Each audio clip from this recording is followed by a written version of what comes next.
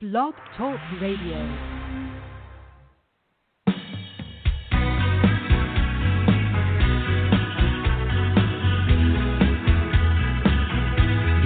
Are my rock, all ages my foundation.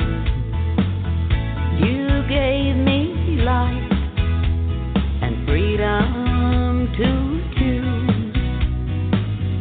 You are my Lord, my God, my salvation. And I'm not ashamed to tell the world I chose you. I chose you, Father of creation. I chose you because I wanted to. I chose you because I want to live forever. And I'm not ashamed to tell the world I chose you. You gave me strength to resist temptation and do everything according to your will. You gave me courage to stand against Satan. I stand for you, Jesus, and I always will. I chose you, Father of creation. I chose you because I wanted to.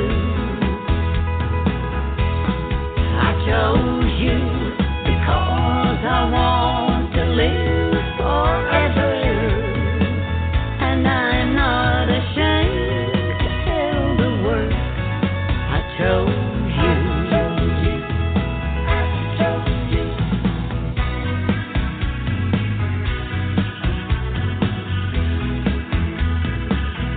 You gave me hope to face each new tomorrow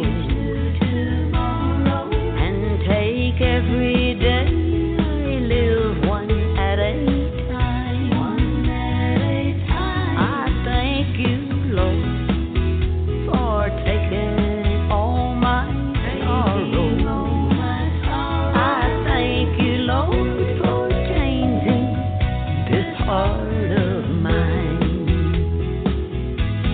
I chose you, Father of creation. I chose you just because I wanted to. I chose you because I want to live forever. And I'm not ashamed to tell the world I chose you. I chose you, Father of creation. I chose you just because I wanted to. I chose you because I want to live forever. And I'm not ashamed to tell the world I chose you. I'm not ashamed to tell the world I chose you.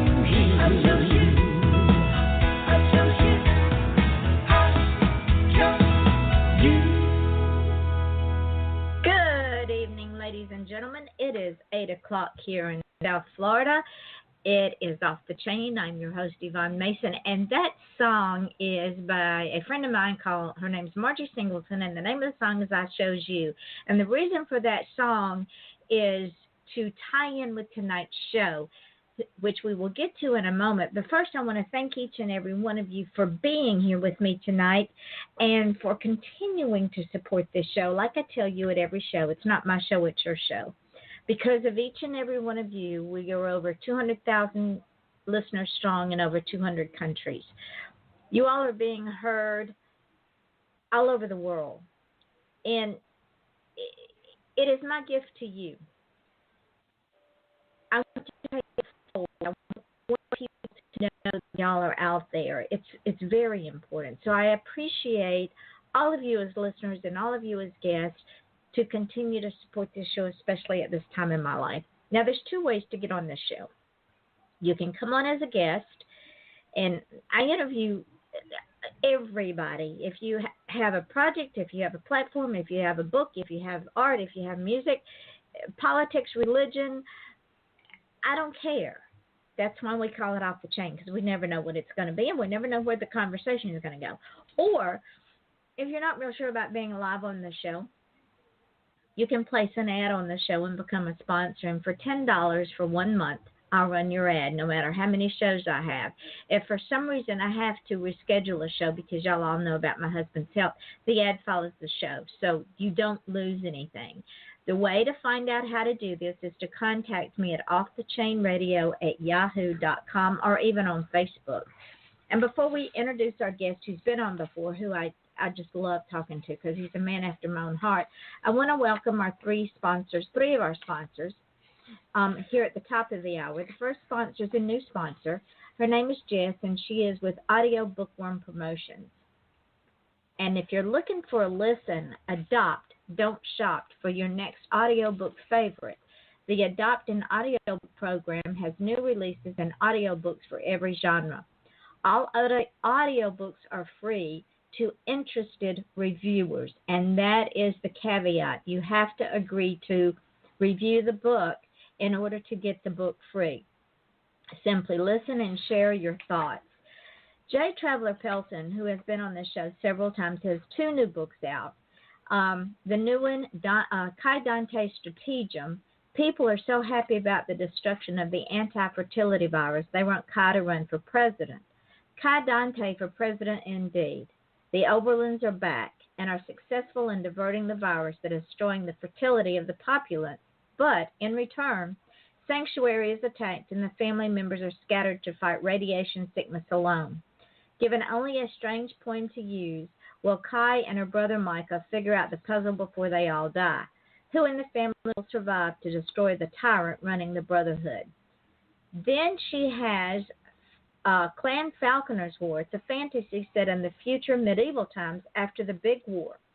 Lucian thought that as the youngest son of the manor, his future would be as simple as a landowning farmer who raised good horses and went up to the manor to visit the family for holidays. After all, there were 7 brothers older than he, with much more entitlement to the inheritance. However, through a massacre and magic, his simple acceptance of a quiet life was going to come to a roaring end as he ends up leading the forces of his clan and the kingdom against an evil greater than any wizard had ever faced, an evil led by his own brothers. Well, he, his clan, and Falcon Crest survived the war. Check her out. That's J. Traveler Pelton on Amazon. Diane Moe, who's been on this show several times in Australia, thank you very much. Y'all have put her number 1 in your country. She has a series of books that the main character's name is Sam Holton, and she is indeed our favorite vigilante. The third in the book of the series has just been released. In Dog Bones, Sam's quest to avenge abused animals is threatened when the FBI comes after her on one side and the commissioner wants her dead on the other side, sort of like a bureaucratic sandwich with her in the middle. Will her double life be exposed? Will Sam be able to protect the animals, her friends, and herself?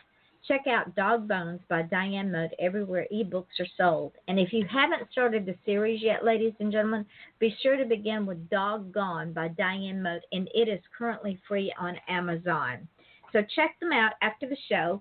But before that, I want to welcome a young man who's been on this show before, and he was just so inspiring and just lifted me up so much that I couldn't wait to get him back on the show. His name is Clifton Pettyjohn. He is an author. He is a inspirational speaker. He's many, many things. He has served as an essential factor in both the religious and educational cultures for well over 16 years, and recently He has added influence in the culture of business to his summation. With guided passion, he meshes personal life lessons with practical and biblical principles to teach, train, and transform groups of divergent individuals. His unique skills, personality, delivery, and articulation serve at the foundation of the creation of a welcoming environment to those who are viewed as ne'er-do-wells. Clifton's view of purpose, life, and ministry far exceeds the norm. This is expressed through his execution of ministering equity to the total man. It is also comprehensible in his teachings, coaching, and consultation sessions, as well as his day-to-day conversations. He strongly stands on his own convictions of urging people to live symmetrically through wholeness, and that is a very important word, wholeness, in all core areas of life. Clifton, my dear, thank you so much for spending an hour with me again. Yes, thank you for inviting me back. Oh, you're a regular on this show now, my friend. I'm telling you, I have to get my dose of Clifton every once in a while. Awesome, thank you.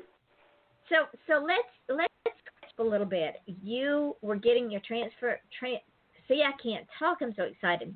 You were getting your center all set up, and now it's set up, and I thought he said that they lost it today, but y'all launched it today. It became a open thing.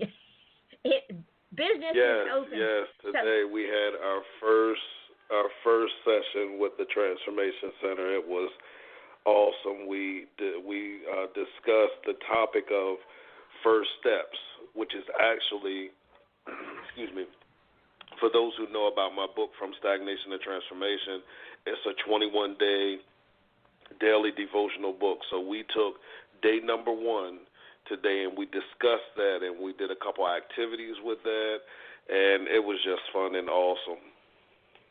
Now, in conjunction with From Stagnation to Transformation and the Wholeness of Man, for the folks that missed our first hour that flew by like within 20 minutes, you teach that if you don't do something, if you just stand still in life and you don't transform your life, and one can transform no matter where one station is in life, if it's in the lowest gutter in the land to the highest pinnacle of the mountain, you can transform your life. But if you don't transform it, you stagnate. And if you stagnate, Clifton, you die. Yes, definitely. And I think that one of why it's such a heavy burden on me is that I feel sometimes a lot of people don't feel like they have the ability to transform. But the reality is the ability is inside of you. You have so much creative power and creative expression inside of you that many times you never tap into that. So what I come to do, I always tell people, I come to frustrate you enough, to push you enough, to provoke you enough to understand that there is purpose inside of you, but you have to put feet to that faith. We can have as much faith as we want to have in the world. The Bible is very clear. It says faith without works is dead. If we don't get up and activate that faith, then nothing will ever happen. If we don't, and in activating it, is it a true statement that we have to live it? Oh, yes. Oh, yes. It's very easy. You know, I tell people I used to be a very religious person, but now I'm a relationship with God person. When I was a religious person, I knew all the right words to say, all the right scriptures to quote. I knew how to make everything sound good, make it sound so pretty, but my execution of it was non-existent. But when I became relationship-oriented, I began to understand that he wanted me to go beyond being able to express it and live it on a daily basis. And Clifton, would it also be a fair statement that when we truly live our faith, that it's very humbling, and people see that within us. We don't, and there's nothing wrong with it, but I'm using this as an example. We have to stand on the street corner preaching God's word, because it becomes living from within us to outwardly, and people see it and want to know how we can be content in whatever state we're in, because they see us living that faith. Yes, as I said, when I was a very religious person, I knew all the right things to say, and I at times I used to tell people I was overselling Jesus. And somebody might say, you can't oversell him. What I'm basically saying is I don't feel as if I was representing him solidly enough, so I became very verbal about him in an attempt to offset my lack of representation from a solid standpoint. I know that is some people's assignment, where they go out and they cry, they, from their interpretation of cry loud and spare not. But with me, what I learned more was that if you live it, even in your speech, we can have a conversation and I can stir up, your excitement about who God is and what he created you to do without even throwing his name in there 100 times. That is very true, because people automatically see it. Mm-hmm. They may not understand it, but they see it, and exactly. And they are wanting that, for lack of a better phrase, that magic pill that makes us content within ourselves, where they're over here right. battling every day their inner demons, and they don't know how to exercise them and expel them and learn that they are in control. The demons aren't. And would it be fair to say that is your ministry to the equality of men, of the total man? You don't just minister to his spiritual side or the physical side or the emotional side or the mental side. You take all four of those and put them in a perfect mm-hmm. circle, and they interact with each other. Because I personally believe that that's God's will for our life. Like, I don't feel like he wants us to be so heavenly minded, basically we're no earthly good. Like, I feel he wants us to prosper in all areas. And I find people that I meet that some may be prospering greatly financially, but from an emotional standpoint, they're a wreck.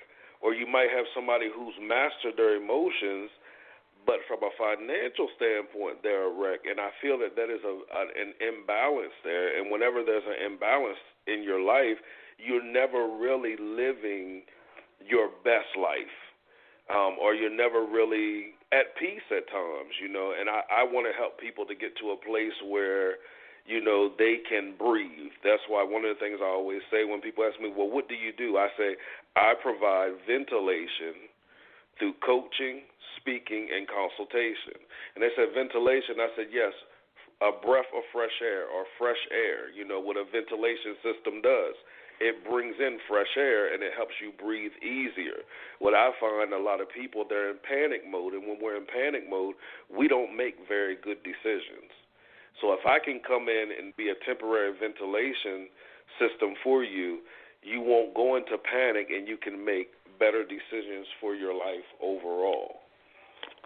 Because is it not true that when we go into a panic mode, that the brain completely shuts down and the emotional, and then the emotional takes mm-hmm. over, and mm-hmm. the emotional, like we talked before we went live, the emotional side of us changes minute to minute. Some people second to second, and you can't depend on your emotions to control you. You have to learn how to master your emotions, because I'm a very emotional person. I am a very emotional person. So I found times where I used to make emotional decisions. And the thing about emotional decisions is it never really cares who it hurts, including yourself. True. And it's going to hurt you in the long run, And that was one of the things that I had to learn how to do is, okay, Cliff, you're caught up in your emotions, but is this going to benefit you 2 weeks from now, 2 months from now, 2 years from now? Or are you just making this decision because right now you're upset and you feel this is the best thing that's going to make you feel good right now? And people do that for relationships and all kind of things. And then throw that relationship away when it becomes too burdensome or too non-self-gratifying, or you hurt my little feelings, so I'm walking out the door. And again, we talked about this before the show. Here's this 4-letter word called LOVE that we have. We've totally prostituted this word till it means absolutely nothing, not even the 4 letters that it's used to spell with. And we've forgotten that love, true love, pure love, is unconditional. And when we say unconditional, that means there's no restraints on the intimate side. It's unconditional everywhere. It's unconditional in the logic and in the emotion and in the mental, and it suffers long. And I in my book, Day 2 is called "You Are Greater Than a Situationship," and I deal with that very subject a lot because what I find with situationships is you have one person that expects you to be patient and understanding and long-suffering with them, and you'll be that. But here's where the situationship comes in is now you need them to be that, and they don't have time to be that. They're gone because they were only there to benefit themselves and based off of situations. And sadly, and this is so sad, this has created a generation of children without fathers. The divorce rate is higher than the marriage rate. I would say an enhanced addiction rate, suicide rate, PTSD rate, you name it, and it's created all these unintended consequences because we've taken the main thing out of love, and that is total commitment. And you said something, you said absent fathers, but, having worked in the school system, I've seen a lot of absent mothers as well. I remember it used to be just absent fathers, but now you have the grandparents raising a lot of the kids because the mother and the father is out of the home. They both, just decided to do whatever it is they're going to do, and it's sad. I'm glad you brought that up because we do. We now have a generation of young grandmothers raising these grandchildren, which it's happened for centuries, but not at this rate, and it happened because the parents died or some unforeseen circumstance. But the natural order of things is that child wants its parents. Correct. I think that's what some people, because some people don't see it as a very important or detrimental type of a situation, but I have to explain to them. Can you imagine you were carried in somebody's womb for 9 months?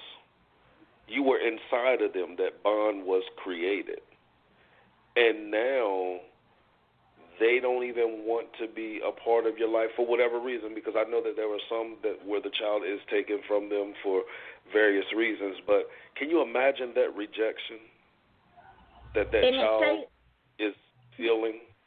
And it stays with that child because no matter how one tries to explain to that child, well, your mom and your dad really love you, they just can't be with you, that child knows that's a lie. Because of the decisions that the parents made, consciously or unconsciously, took them away. Correct. And it takes a lot for them to be able to be healed and move on from that situation. And if they don't deal with it, then what's going to happen is now they'll become a parent, and one or two things will happen. They'll become a parent, and they'll run just like theirs ran, or they'll become overbearing and smother the child even as the child gets older until they get that healing and learn that balance.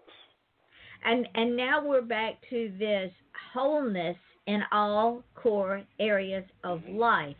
And we're going to take a break and start the bottom half of the show with this, but we're going to run a couple of ads, and Clifton will be right back. This is Off the Chain with your host, Yvonne Mason, and my guest, the wonderful, wonderful author, speaker, healer, Clifton Pettyjohn. We will be right back. Horses See Ghosts, a new poetry book by Gannat Wise. It's been called Poetry for the Rest of Us. Amazon. Do you have cougars on your porch swing? Are horses your new best friend? Do your nicest shoes get buried knee-deep in snow as your toes turn blue? Are you bothered by wolves at your woodpile? No, not that kind of wolf. Join wildlife artist and author Nancy Quinn and her family as they discover an exciting new life in Go West, Young Woman, a true Montana adventure. Available online and in bookstores. Or visit QuinnWildlifeArt.com for a personalized signed copy. Critics agree, it's a hoot.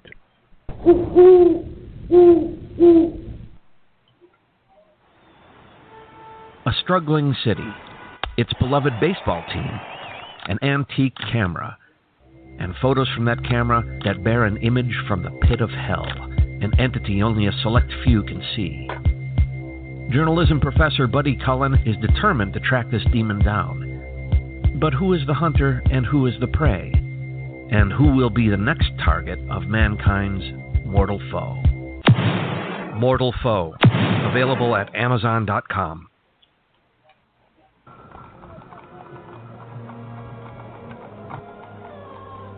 The year, 1888. The place, London's East End.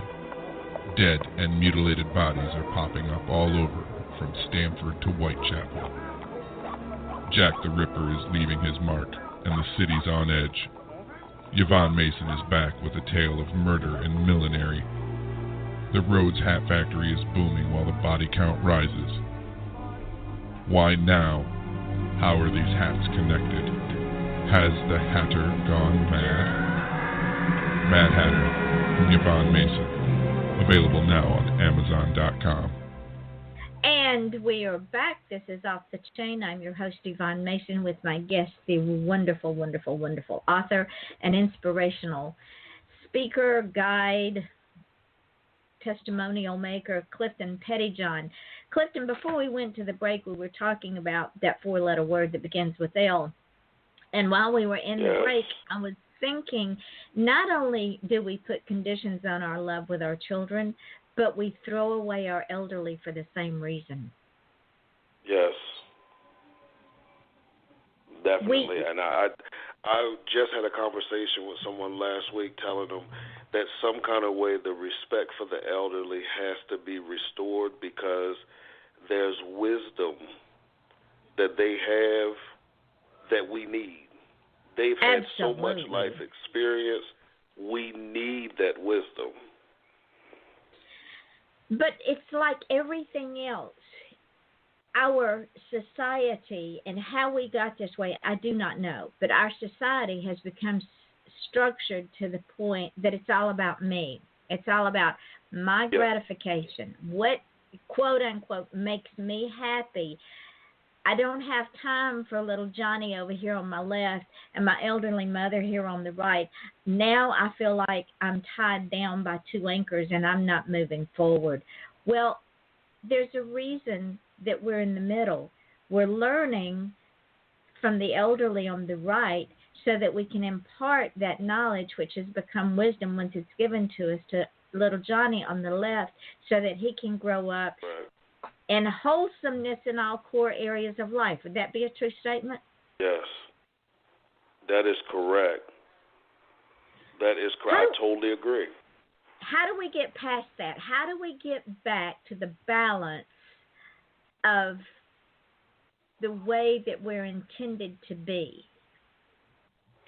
I think it's those that have an influence, people of great influence, beginning to make those, make that valuable again. I think that's what has to begin to happen. I think that everyone has to figure out a way with their own platform to express the importance of it as far as with those that they do have the influence over, or, those they have influence in their lives. That's the only way I see it changing, is if I look up to you and now you make this a part of your message, and now I say, oh, okay, I need to get involved. But until then, I don't see it changing. What if we don't change, if we don't get the balance back in our lives, and the middle generation is the balance. If we don't bring that balance back, we are going to rip the fabric of our future to the point that it's shredded, because little Johnny won't understand life's journeys because he hasn't had the sage advice from great-grandmother back here, because she couldn't give it to Grandma, who couldn't give it to daughter, who couldn't give it to Johnny, because great-grandma was shoved in a nursing home, and even though she had dementia. Guess what? People even with dementia can give us wisdom. Oh, yes. And see, I think that in each family as well, taking it from, the perspective that I took at first, where I was talking about people of influence, I also think that from a family perspective, too, I always tell people that there's always a person that is raised up to break a cycle. The question is, how do they get to the point where they realize or come to the realization that that's part of their purpose? You may have a family where every generation dropped out of high school. Well, then here comes somebody who completes I'm sorry. I got tongue twisted there. That's here comes okay. somebody I do it all the who time. completes high school. Yes, I don't know what happened there. But then you get the next person who completes high school and goes on to college because that one broke that cycle. I believe that's exactly what needs to happen as well, is that within our families, the ones that are being raised up to be that cycle breaker has to come to the realization that they are, and then begin to break that cycle. I am going to, and I agree, and this brought forward something that happened just here recently, and I don't usually talk about myself that much, but I'm going to bring up this story because I think it's pertinent to our discussion. You follow me on Facebook, so you know that I recently lost my mother. Yeah. And my mother was the matriarch of our family. My mother was the glue that held us. Even when when we as siblings were interfighting with each other, our mother always held us like a hen with her little chicks, even though we were smacking and mouthing at each other. She always gathered her little chicks under her wing. And it didn't matter that we were fighting with each other. We were still her little chicks. When my mother died, two of my three brothers, because there's only the four of us now because I lost my sister 7 years ago, two of the three brothers had been fighting for 3 years from when my father died. They hadn't spoken. They'd been fighting with each other about my mother because one of them wouldn't go see her because it upset him so much. Well, when Mother died, then I asked the one brother, "Are you going to call John?" And he said, "No, I'm not." I said, "Wait a minute. That is his mother. He's entitled to know." He said, "You can call him." So long story short, I had my daughter get a hold of him because I live in Florida. I'm doing this long distance. And I had them get a hold of him and let him know about everything. And then a friend of ours that we had grown up with, he called me to help write the eulogy because I wasn't going to be able to go because my husband is very, very ill. So I helped write the eulogy. And our friend David said, Yvonne, every time I would ask the boys something, they would say, call Yvonne. I said, David, my mother was a matriarch. I don't want to be the matriarch. He said, you are now the matriarch. Mm-hmm. I'm the only daughter left. I'm the oldest in the family. I'm now the matriarch. Long story short, after what was said in the eulogy at the end of the service, when the two boys who had been fighting walked outside, my sister-in-law sent me a picture of them embracing, forgiving each other. Mm-hmm. That's exactly how it happens. That was my purpose at that moment. I firmly believe that. My mother and God reached from the heavens, and my mother reached from the grave and said, Yvonne, here are the words that you need to have David say so that these two boys can come together. And the powerful thing about what you just said is that you said, I don't want to be the matriarch. And that's something I have. That's sometimes the greatest resistance I have in coaching sessions when I'm talking to people about their purpose, because people have always told them that when you find your purpose, you're going to be excited about it. That's not always true. No, it's not true. That's not always true. That's cute. That's a very cute answer. It's a very pretty answer. But the reality is, when it comes to purpose, many times it's things that we don't desire to do, we don't love to do.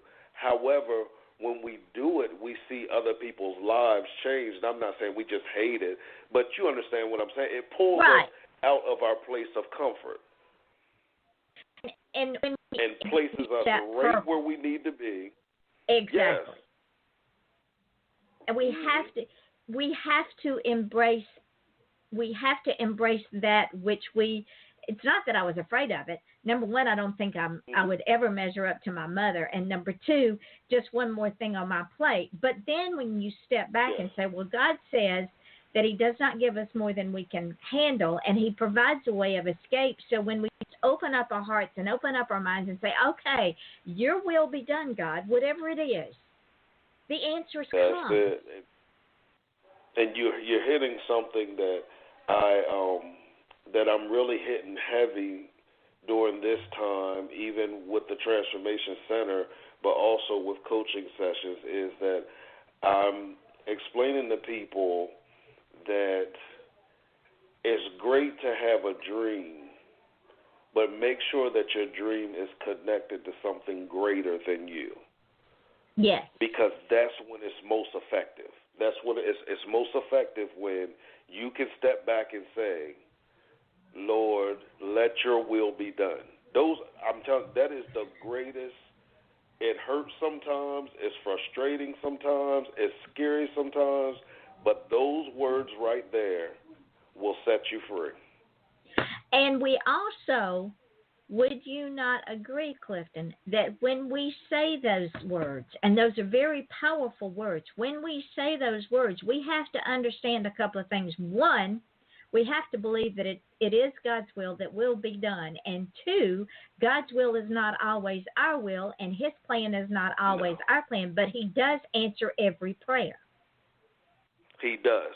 He does. And sometimes we have to understand, too, that he's thought this whole thing out. Sometimes we think we've thought the whole thing out, but we've only thought it out for a couple of days or a couple of months or maybe a year, but he's mapped this whole thing out. I tell people, too, that, sometimes we want to be in control, but if he's the creator, no one knows creation greater than the one who created it. Exactly. If you created a computer or a product and you created it, you built the first one, nobody can tell you anything greater about it than you that created it. So, and I think that sometimes Go ahead. Go ahead. Now, you finish your thought. I was saying, I think sometimes that's one of the hardest concepts for us because I can talk for myself. I don't like to be in situations that I personally feel I can't control. I don't like to be out of control. So that was one of my greatest battles, is learning how to say, nevertheless, Lord, let your will be done. And when we think about it, Clifton, we're never really in control. We fool ourselves into thinking we're in control, but we're not. Exactly. And the thing is, we'll buy right into it. And we'd rather buy into thinking we're in control than just letting control completely go, or letting the thought of control go and realize he's ultimately in control. And he has a plan. And he doesn't plan. And he doesn't always tell us his plan, but he has a plan for everything that happens in our life. And this is what I told my daughter when my 13-year-old granddaughter died. I said, God has a plan. We don't always understand it, and we may not always know that plan, but God has a plan. Well, in the granddaughter's case, her organs were donated, and her heart was viable enough to give to a 12-year-old girl that was on the verge of no return. So who knows what God's plan is for this 12-year-old girl? Awesome. Wow. Exactly. So I have family members I've never met because my DNA runs through their veins through organs. Yes. God's plan is great. Wow. And that's why my former pastor used to always say, in everything you have to find your place of praise. You find that place where you can give God the glory out of that situation. Well, God had a plan. And I told my children, I said, as much as we loved this child, God loved her more because she suffered from asthma and she was dying. We knew she would never make adulthood.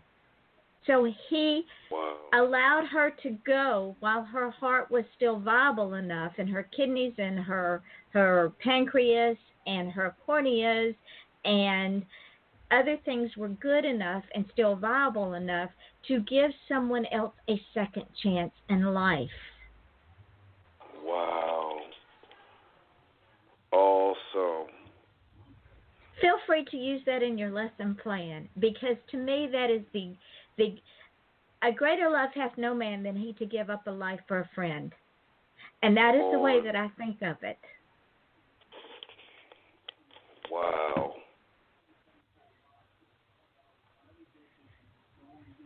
I didn't mean to leave you speechless, Clifton.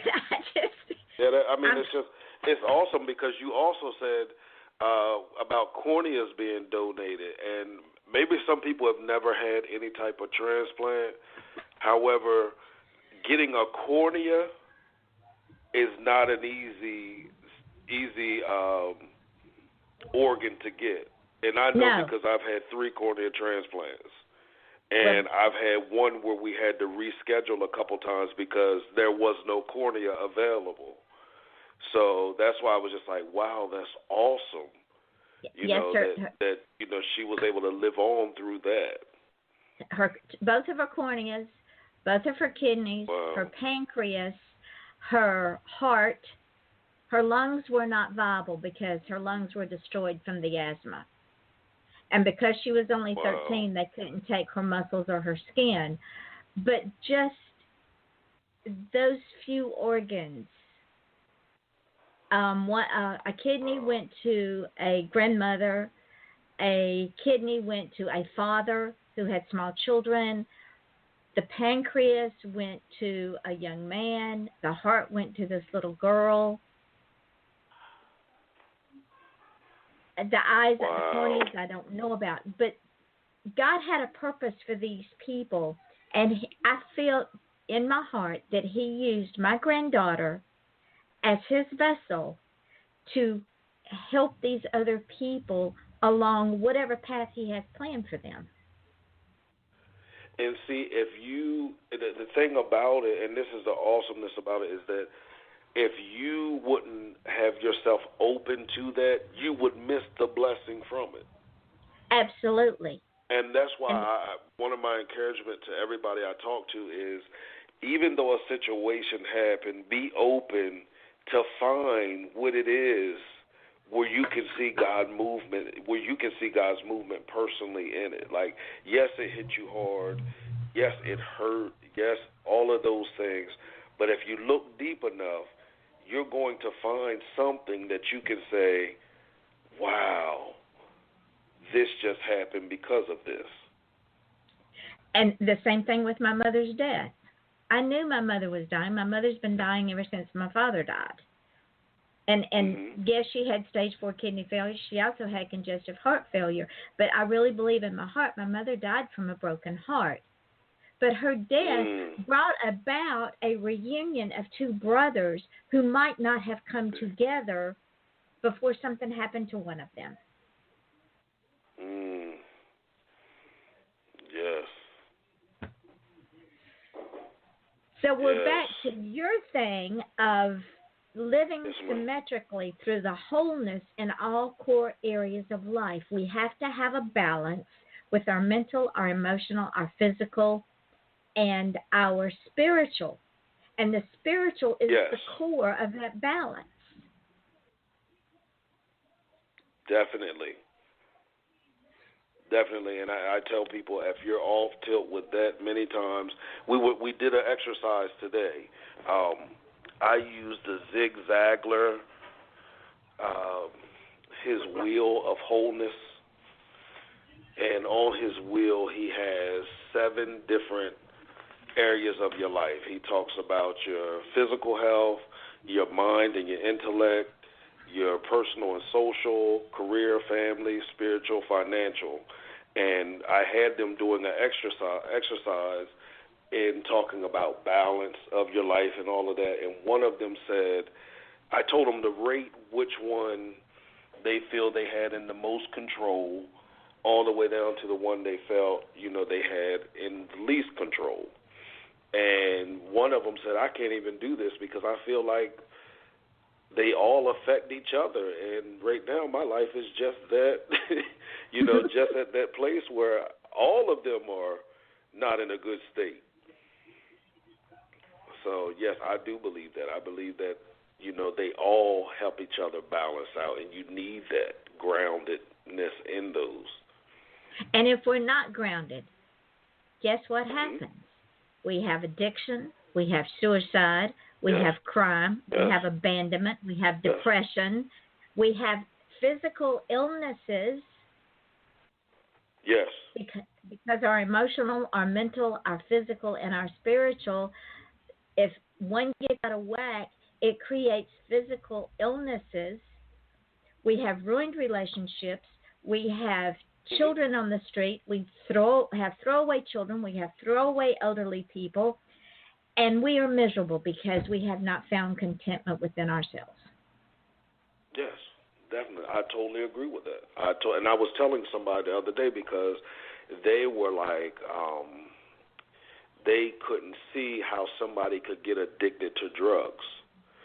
And I was explaining to them, I said, well, it's my personal belief that we all have something that, we resort to when times get hard.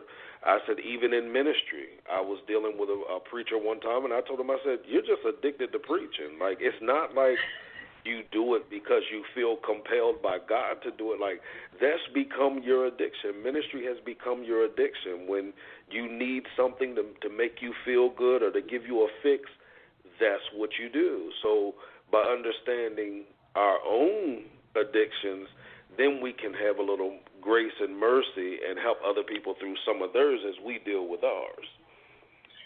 And let he who is without sin cast the first stone, right? Cast that first stone, yes.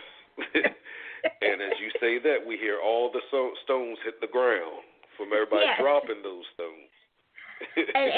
I was telling somebody that the other day about the addiction thing, And they were telling me, they thanked me because they were like, I never looked at it like that. I just looked at it as from their addiction to drugs. And I was like, we don't want to see anybody addicted to drugs, but the reality is we all have those, personal vices in our life. Might be addicted to eating, overeating, and that's just as detrimental to your body as drugs. So. And overspending, over drinking. Yes. Or being over frugal. That can become an addiction as well.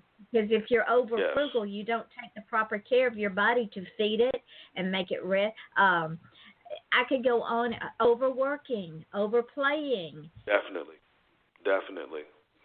Everything should be in moderation. moderation. And that's what we have to see. We have to stop categorizing things as if one is worse than the other, when in reality,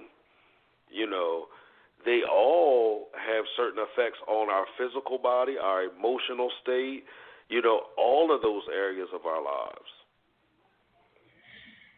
See, ladies and gentlemen, you don't ever know what you're going to hear on this station. And I love having discourse with all the different people that I come in contact with. And I especially love having discourse with people on the spiritual, emotional, mental, and physical side, because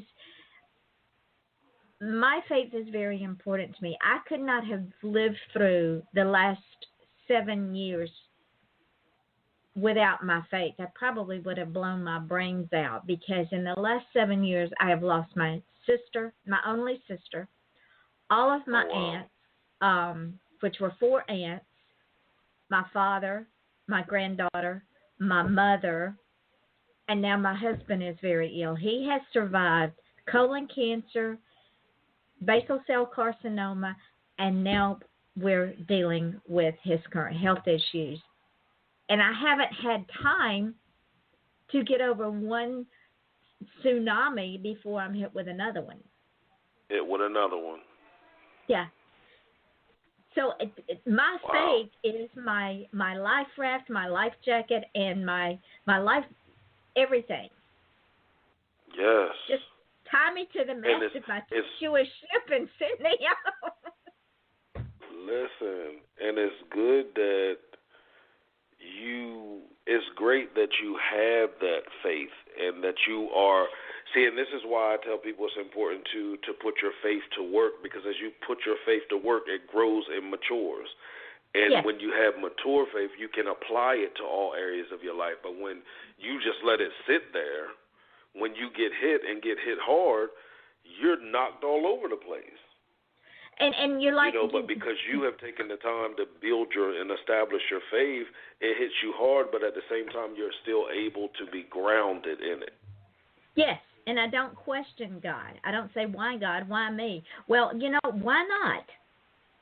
What makes me so special that I should not have these things in my life? And I don't call them travesties or trials and tribulations.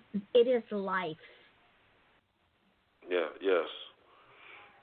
Yeah, and it's some people that are so angry with God because of those situations that need to hear, from people like yourself that are explaining to them, some of these things are just life. And if you live long enough, you're going to experience some of these things, but grow from these things. And know that none of us get out of here alive, right, Clifton? Correct. We all have that time. We're going to face it. Yes. We're all going to face it. The thing is to live such a life that when you do face it, that others are, were blessed by your life and your legacy will live on. And with that is a perfect note to close on. We are getting to the end of our hour. Oh, wow. That went quick again. It went quicker this time than it did the last time. We didn't even discuss your new book that's coming out that's going to be released in December. Tell the folks where you can be found. Tell them real quick about your new book called What Now, and where they can find From Stagnation to Transformation, and will you come back? Oh, okay, no problem. Let's start here, okay. First, I want to thank you again for providing this platform for us. Thank you so much. Now, I can be found, my website is www.cliftonpettyjohn.com. You can find me on Instagram at clifton.pettyjohn. You can find me on Twitter and Facebook at CP Ventilates. That's where I can be found at. My new book that's coming out is called What Now? I'm taking some of the things that have happened to me in life. I'm going to share how I dealt with those things. I'm going to share how I suggest that you deal with those things. It's going to be great. I'm excited about it. I'm enjoying writing it. It'll be released in December. You can find From Stagnation to Transformation on my website, www.cliftonpettyjohn.com/transformation. And, of course, I would come back. I love being on the show. Well, thank you. I had a thought that I want to talk to you about when the show goes dark, but I needed this show tonight. Today's been a very trying day in my household, and this hour that I spend on my show is like recharging my batteries, but my batteries were like at negative charge. They weren't even showing on the Richter scale. So your show was perfect for tonight, and I purposely chose that song by my friend Margie Singleton for this show because I chose God. I purposely chose God. And I knew you would understand it and appreciate it. Yes. Look her up on YouTube because all of her songs are on YouTube, and she's also on Reverb Nation, and that song is downloadable. You can purchase that song from her. And that would be a perfect song for your group. Yes. I'm always looking for songs with great messages. I'm a lyrics man. I want to hear the lyrics of a song. So I'm always looking for new material, and that was actually a great song. Friend her on Facebook too, Margie Singleton. Okay. Because she's also released a new song talking about heaven and hell, and you will absolutely adore her. Okay.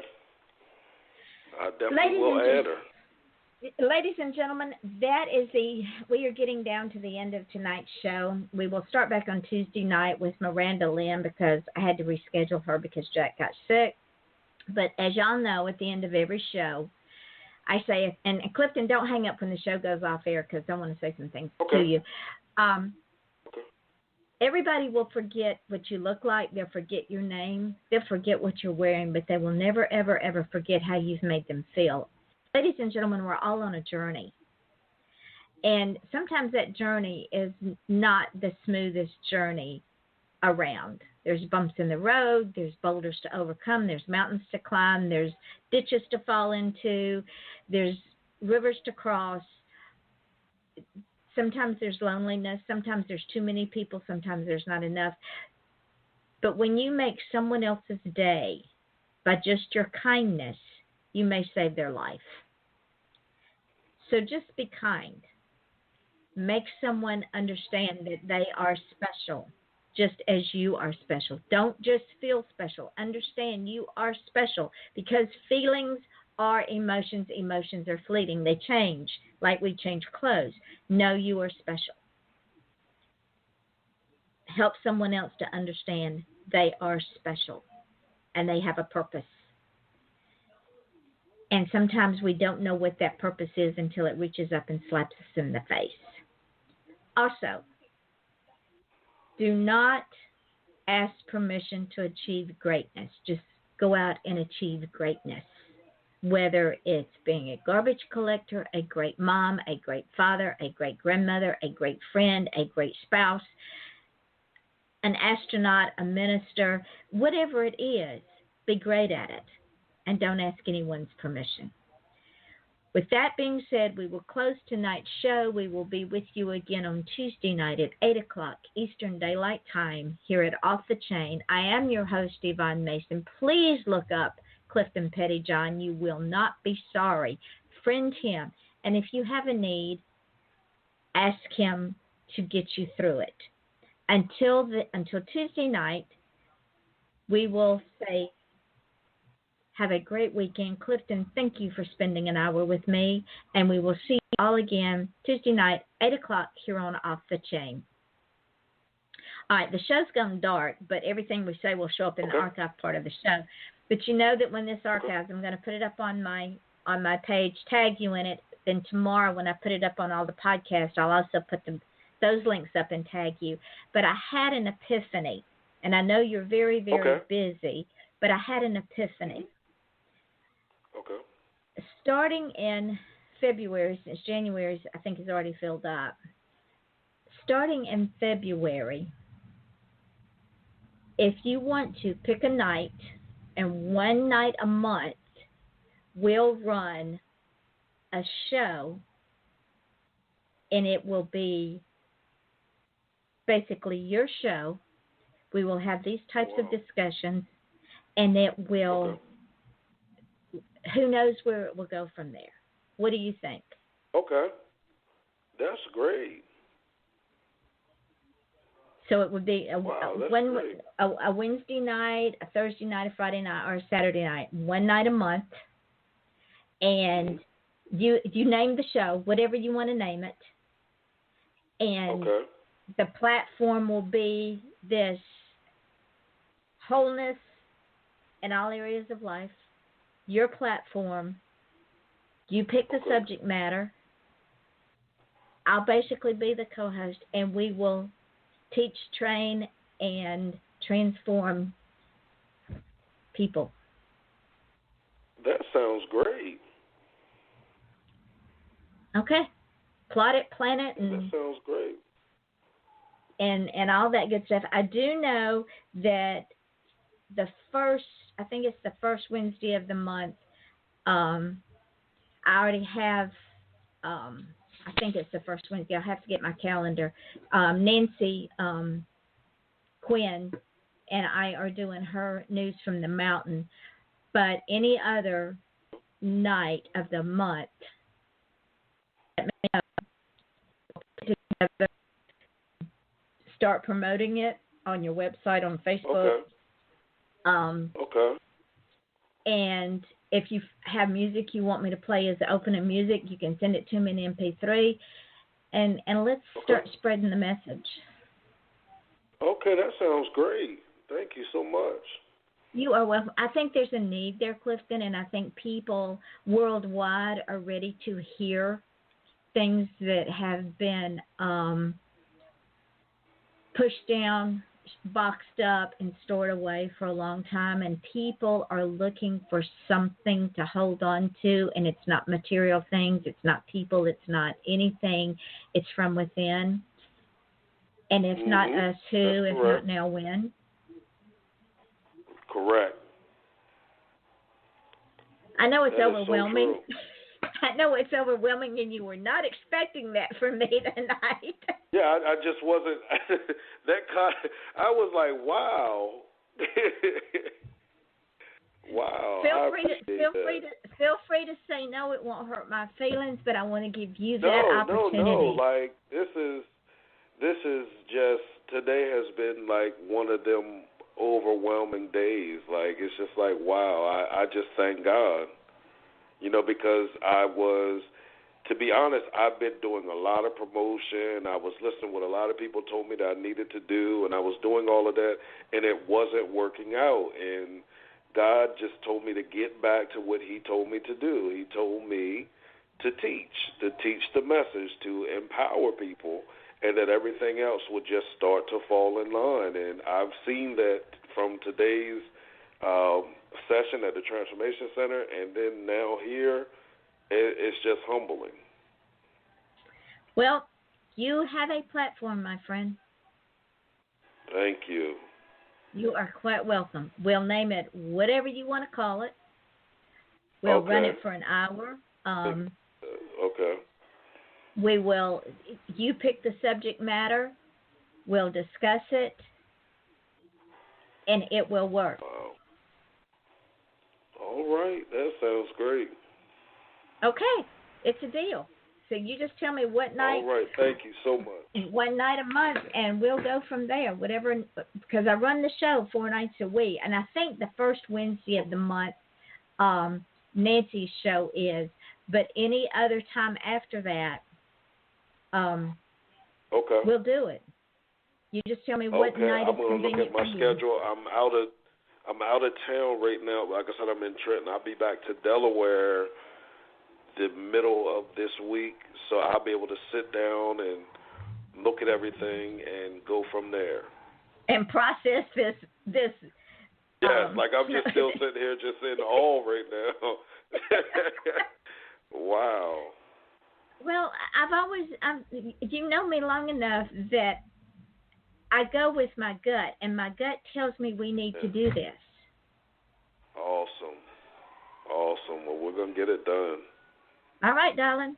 Just let me know when you get back to Delaware. And okay, I sure will. Put this thing together. We got 5 months to get it put together and get it ready to rock and roll and start promoting it. 200 plus countries, 200,000 plus listeners. See, Clifton, we're on Reverb Nation now. We're on iHeartRadio, on 2 shows on iHeartRadio, Southern Chats with Yvonne Mason and Off the Chain. We are on FM.com. We are on TuneIn Radio. We are on Spotify. We are on Podcast Garden, Podcast, SoundCloud, Mixcloud, Spreaker, YouTube, iTunes. So you have a plethora, plus the show itself. Wow. That's how we have over 200,000 plus listeners in over 200 countries. Wow. And see, if you don't have That's a YouTube channel, lots of words. build you a YouTube channel, because you will be able to post that show on your YouTube channel as well. I have a YouTube channel, but for some reason it's not growing. So this is why I'm still just stuck right now. Like, wait, what? Yes. So this is there. great. You go. There you go, my friend. Wow. So go pull yourself out of shock and process all this. And then make plans. Thank you again. You are welcome, my darling. See, that way I have you already sucked in. I don't have to schedule you. You're already going to be on the schedule. Correct. Purely selfish motives on my part. Wow. So there you go. Go and have a good weekend. All right. Thank you again. You are welcome. You too, my darling. And, Thank you. And let me know when you get back to Delaware, okay? Okay, I certainly will. All right, sweetheart. Talk to you later. All right. Bye-bye. Bye-bye.